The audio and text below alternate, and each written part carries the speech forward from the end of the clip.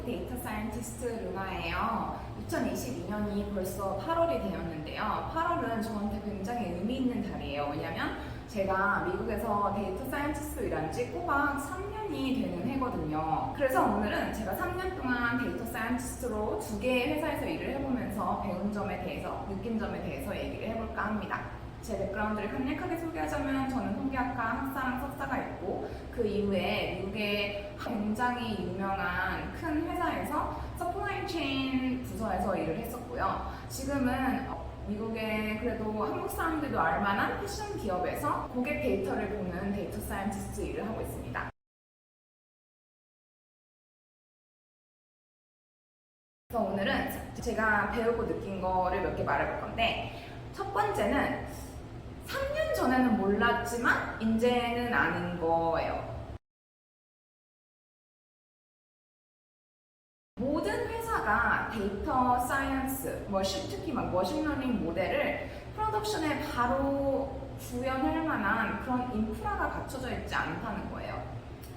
정말 실리콘밸리에 있는 빅테크 회사라던가 아니면 소프트웨어 회사들 있잖아요. 고객들이 하는 것들이 다 알아서 자동으로 데이터로 남는 회사들, 그런 회사들 또는 새로 생긴 회사들, 이런 회사들이야 처음부터 머신러닝을 쓰니까 거기에 맞는 인프라가 잘 구축이 되어 있어요. 근데 오래된 회사라던가 하드웨어 회사라던가 이런 경우는 데이터가 있긴 있지만 중구난방으로 있을 수도 있고, 내가 필요한 데이터가 없을 수도 있고, 아니면은 커런트 데이터라서 데이터를 사용하는 데 문제가 있을 수도 있어요.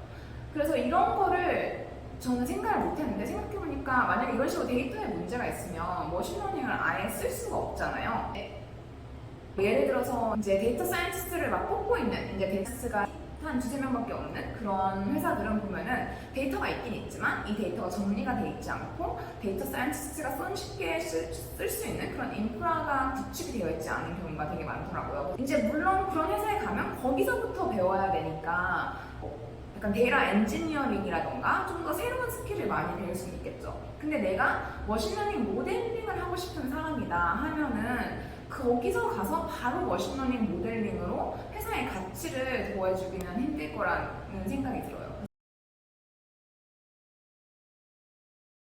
예를 들어서 이커머스 회사들이 제일 많이 하는 것 중에 하나가 디맨드 포캐스팅이에요. 디맨드 포캐스팅이라고 하면은 고객들이 어떤 물건을 얼마만큼 언제 살지를 예측하는 건데요. 근데 이걸 예측하면 그러면 딱 그에 맞는 재고를 준비하면 되는 거니까 재고 낭비를 할 필요가 없고, 그리고 고객들이 필요한 물건을 그때그때 갖다 놓을 수 있으니까 만약에 캘리포니아에 물건 A가 이 정도 100개 정도 팔릴 거다. 그러면은 캘리포니아 웨어하우스에 물건 A를 한 100개 정도 미리 갖다 놓는 거예요.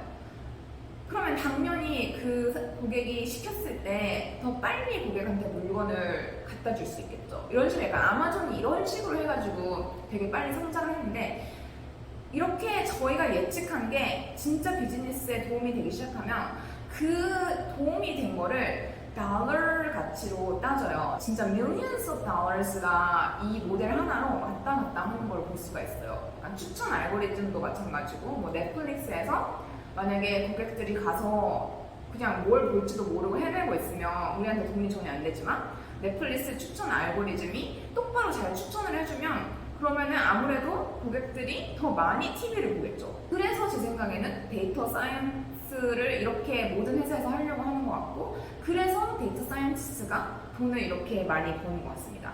아직 빅테크나 이런 곳에서 일을 해보진 않았지만 지금 회사에서도 충분히 그게 보여요. 어느 정도 달러 가치를 이 머신러닝 예측 모델이 회사에 들고 오는지가 보이기 때문에 그 처음 인프라 구축만 잘 해놓으면 정말 데이터 사이언스 팀을 꾸려서 보면 장기적으로 회사에 도움이 된다는 거를 진짜 느꼈어요. 그래서 저는 전망이 되게 밝은 직업이라고 생각을 합니다.